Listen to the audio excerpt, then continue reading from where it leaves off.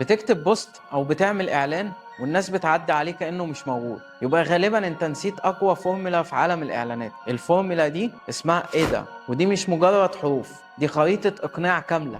إيدا اختصار لأربع خطوات لازم إعلانك يعدي عليهم. أول حاجة في الفورمولا دي الاتنشن. ابدأ بحاجة تشد، عنوان صادم، رقم غريب، أو سؤال بيكسر الروتين، زي مثلا 80% من البيزنس بيفشل والسبب مش اللي في بالك. تاني حاجة الانترست، شديت الانتباه؟ حلو، دلوقتي بقى احكي ليه هو مهتم يسمعك. يعني اربط المشكلة اللي بتتكلم عنها بجمهورك، زي مثلا لو بتصرف على اعلانات ومفيش مبيعات يبقى لازم تراجع الصفحة اللي الناس بتدخل عليها بعد الاعلان. تالت عنصر بقى الديزاير، اديله سبب يحب عشانه المنتج او الاوفر. ببساطة اربط اللي بتقدمه بنتيجة حقيقية هتفرق له، يعني زي مثلا عميل زود مبيعاته 40% بعد ما بنى لاندنج بيج صح.